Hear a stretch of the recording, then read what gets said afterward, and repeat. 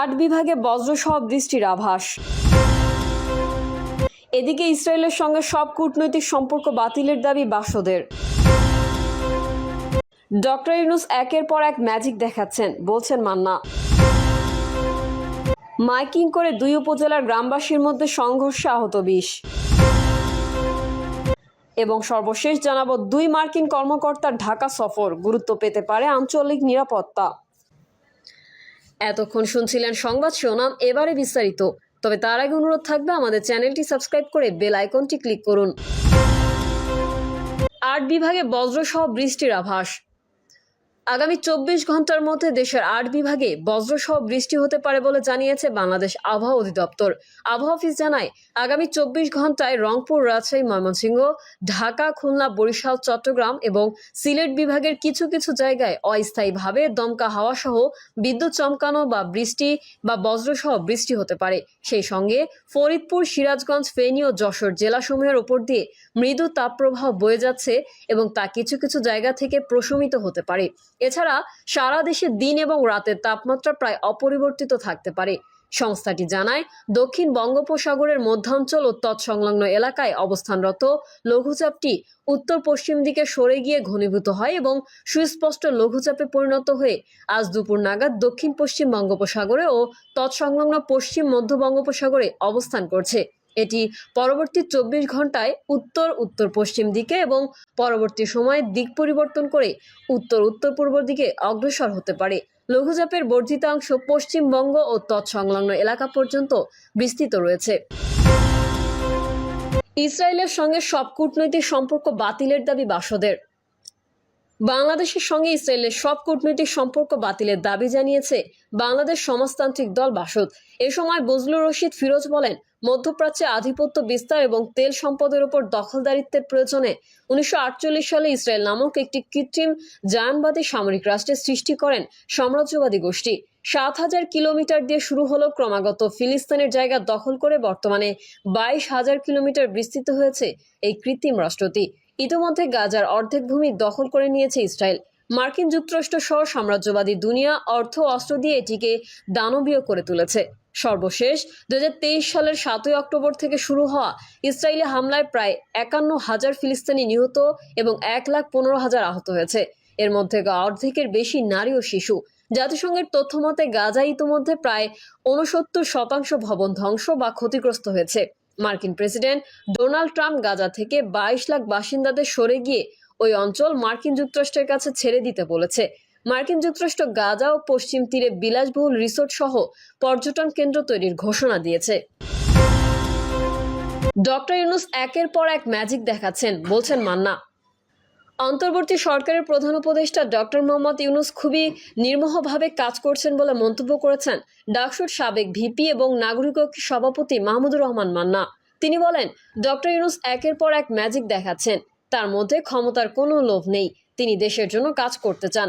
তবে তাকে দিয়ে অন্তর্বর্তী সরকারের ক্ষমতা দীর্ঘায়িত করতে চাইলে বিতর্ক তৈরি হবে বলেও সতর্ক করেছেন মান্না। মাহমুদুর রহমান মান্না বলেন, ডক্টর ইউনূস খুবই নির্মোহভাবে কাজ করছেন। তিনি তার সব কাজেই ম্যাজিক দেখাচ্ছেন। তা না হলে রোজার মধ্যে দ্রব্যমূল্য বাড়ার পরিবর্তে কমে কিভাবে? ঈদযাত্রা এত সুন্দর হয় কি করে? রোজার মধ্যে বিদ্যুতে এত সুন্দর ব্যবস্থাপনা হয় কিভাবে? এই জন্য বলি, ডক্টর ইউনূসকে আমাদের সবার সহযোগিতা করা দরকার। তিনি বলেন, মানুষ এরই মধ্যে বুঝেছে প্রধান উপদেষ্টার মধ্যে ক্ষমতার কোনো লোভ নেই। তিনি দেশের জন্য কাজ করতে চান। আমি যতটুকু বুঝতে পারি, ডক্টর ইউনূস ভোটটা যত তাড়াতাড়ি সম্ভব দিয়ে চলে যেতে চান। কিন্তু কেউ কেউ দেখছি তাকে জোর করে 5 বছর ক্ষমতায় রাখতে চান। কিন্তু কেন? তিনি ভালো কাজ করছেন তাই যদি মনে করেন তাকে দেশের কল্যাণে রাখতে হবে, তাহলে বিকল্প কিছু চিন্তা করেন। কেন তাকে দিয়ে ক্ষমতা দীর্ঘায়িত করে বিতর্কিত করতে হবে? রাষ্ট্রীয় মূলনীতি প্রসঙ্গে মাহমুদুর রহমান মান্না বলেন, এটা নিয়ে বিতর্ক চলতে থাকুক। আমাদের ভিন্ন মতকে ধারণ করতে হবে, ভিন্ন মতকে কথা বলার সুযোগ দিতে হবে। রাষ্ট্রীয় মূলনীতি নিয়ে সংস্কার কমিশনের প্রস্তাবের সঙ্গে আমি একমত নই।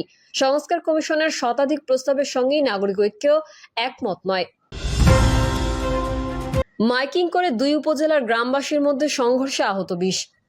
কিশোরগঞ্জের ভৈরব ও কুলিয়াচর উপজেলার সীমান্তবর্তী 2 গ্রামবাসীর মধ্যে ক্যারাম খেলা নিয়ে বিরোধের জেরে মাইকিং করে সংঘর্ষের ঘটনায় রণক্ষেত্র হয়ে ওঠে গোটা এলাকা। এই ঘটনায় 20 জন আহত হয়েছেন।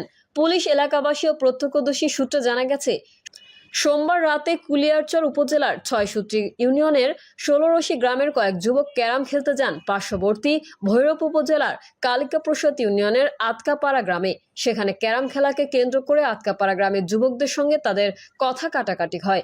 এক পর্যায়ে ১৬রশি গ্রামের যুবকদের মারধর করে আতকাপাড়া গ্রামের লোকজন। এ ঘটনার জেরে মঙ্গলবার সকালে আবারও কথা কাটাকাটি হয় তাদের মধ্যে। এক পর্যায়ে উত্তেজনা ছড়িয়ে পড়ে দুই গ্রামের লোকজনের মধ্যে। এক পর্যায়ে মাইকিং করে উভয় পক্ষ দেশীয় অস্ত্র নিয়ে সংঘর্ষে জড়িয়ে পড়ে। এ ঘটনায় রণক্ষেত্র হয়ে ওঠে গোটা এলাকা। আহত হন বিভিন্ন বয়সের অন্তত ২০ ব্যক্তি। আহতদের ভৈরব ও কুলিয়ারচরের বিভিন্ন হাসপাতালে পাঠানো হয়েছে। ওই সার্কেলের অতিরিক্ত পুলিশ সুপার মোহাম্মদ নাজমুস সাকিব সংঘর্ষের বিষয়টি নিশ্চিত করেছেন। তিনি জানান, খবর পেয়ে পুলিশ ঘটনাস্থলে গিয়ে পরিস্থিতি নিয়ন্ত্রণে আনে। তদন্ত সাপেক্ষে পরবর্তী আইনগত ব্যবস্থা গ্রহণের প্রক্রিয়া চলছে।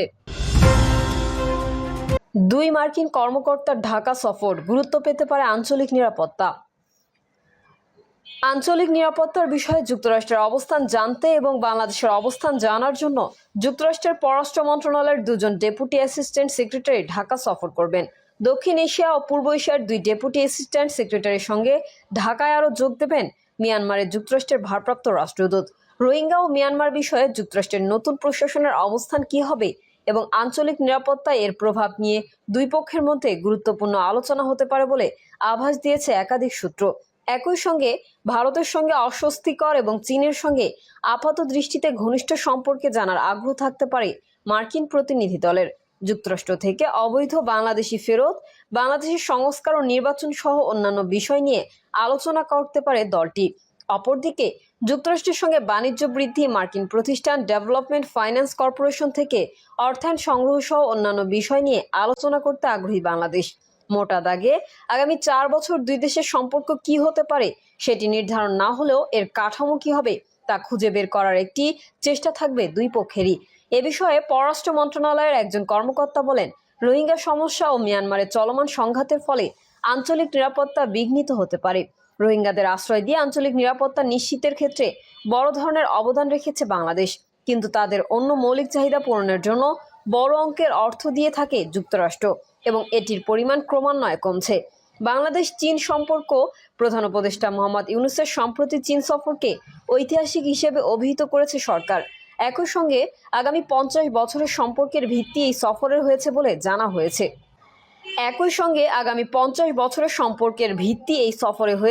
জানানো হয়েছে স্বাভাবিকভাবেই চীন নিয়ে আগ্রহী দেশগুলোর সেটি নজর এড়ায়নি। সফরের আগেও পরে বিভিন্ন দেশের এই সফরের ফলাফল জানার বিষয়ে আগ্রহ ছিল ও আছে। এ বিষয়ে সরকারের আরেকজন কর্মকর্তা বলেন, প্রধান উপদেষ্টার চীন সফর নিয়ে যুক্তরাষ্ট্রের পক্ষ থেকে অনানুষ্ঠানিক